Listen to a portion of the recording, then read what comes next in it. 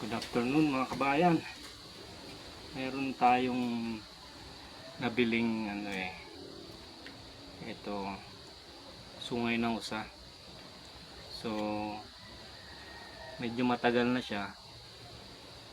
Kaya medyo marumi na yung skull niya, tsaka medyo nagpi-fade na rin yung kulay nung sungay. So ngayon i-try natin tong i-restore para ma-display natin. Ayan.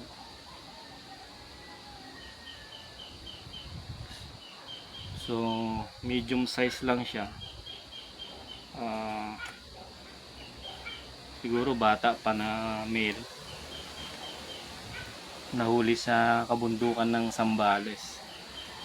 So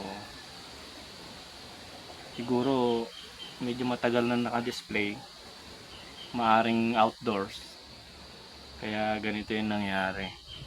So ngayon itatry natin paputiin yung skull, and then i-restore natin yung sungay, no? Mabalik ng konti yung medyo brownish na parang natural color. So itatry natin na makuha yung natural color nya. So hindi man maibalik dun sa dati, at least yung malapit-lapit lang sa katotohanan na brown color. Ayan.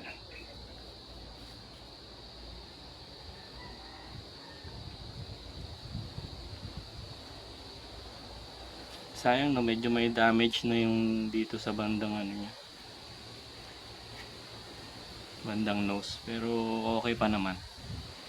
Malaki pa naman yung part na ng skull yung yung nakuha. So good pa to, maganda pa rin tong pan display. So ang balak ko, hindi natin siya di-display ng direkta, no? Magkakaroon tayo ng background o yung pinaka wall mount nya. So nakakita ako ng sirang wall clock sa bahay. Ito. Imbis na masayang, hindi magamit dahil sira na, gamitin na lang natin pang background dito. Tsaka tingin ko babagay siya eh. Ayan mukhang magiging maganda yung itsura. Ayan. So mas gaganda pa yan pag nalinis natin tong skull and na-restore yung sungay. Tingin ko magiging maganda siya.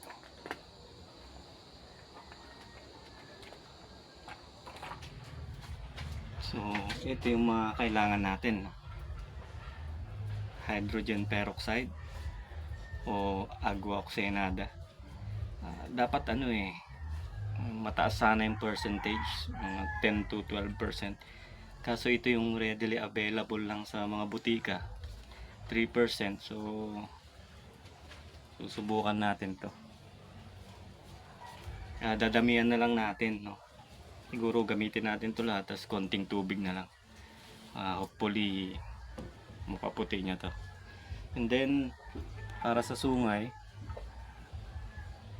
wood stain, dapat yung brown color. So walnut yung kinuha natin para sana maging match dun sa dating kulay niya. And then paintbrush para dito. And then food wrap. Kasi babalutan natin yung sungay dito para siguradong hindi malagyan ng agua oxygenada tong sungay, kasi mamumuti rin to kapag nalagyan ng hydrogen peroxide. And then syempre yung pagbababara natin, kailangan submerge yung skull. Hanggang dito lang. And then hahayaan natin ng mga ilang oras. hopefully pagka binalikan natin is maputi na siya. So let's go.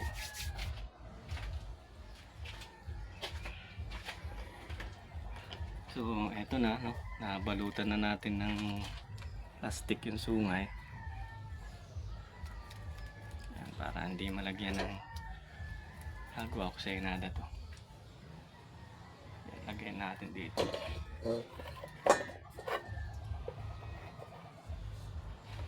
And then yung hydrogen peroxide.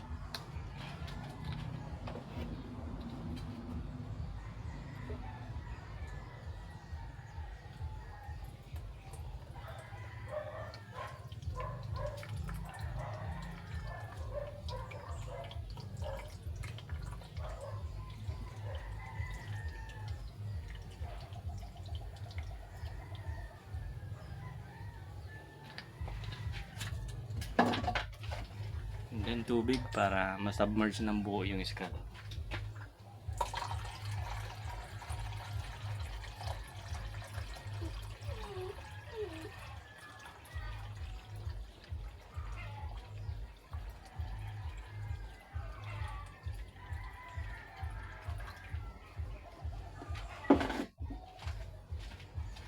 Okay. And then iwanan natin siya ng mga ilang oras. Hopefully pagbalik natin maputi na siya.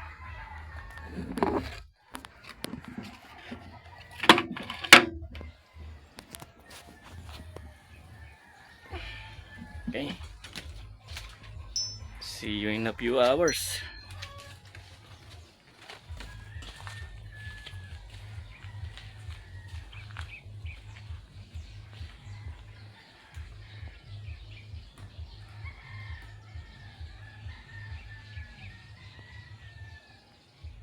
So, eto na siya ngayon. Medyo maputi na. Binalikan natin siya after 3 to 4 hours. Pero hindi ako satisfied dun sa resulta. Medyo pumuti siya ng konti pero parang ayoko pa ng ganon. So, binabad natin siya uli. This time nilagyan ko na ng puro. Kasi 3% lang siya.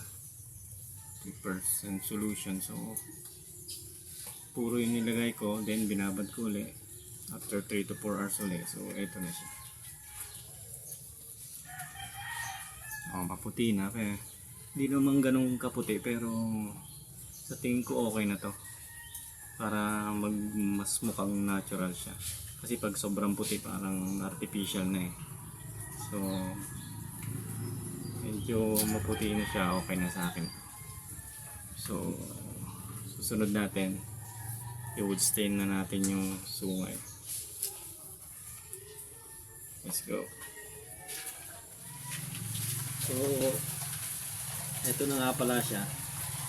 Kinabit na muna natin sa wall mount natin bago natin i-wood stain para madali din siyang hawakan habang wino-wood stain natin. Lagyan na natin.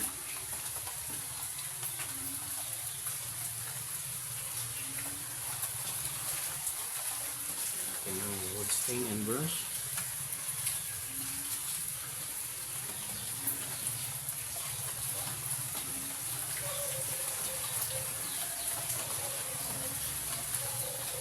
Siguro yung paglagay natin kahit na hindi siya masyadong even, no? Para magmukhang natural lang din.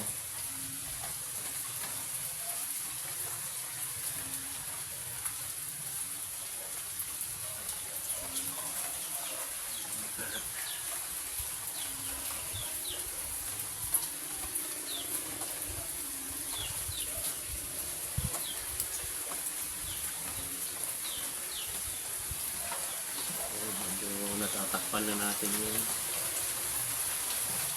na medyo pumuti-puti sa sungay.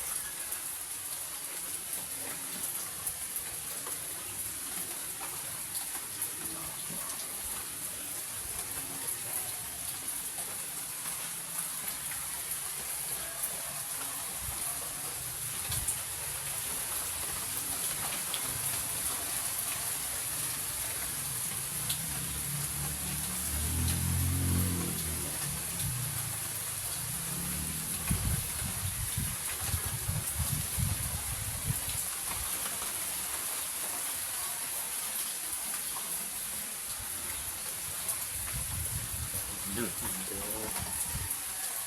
maganda siya. Parang bumabalik na sa dati ng kulay.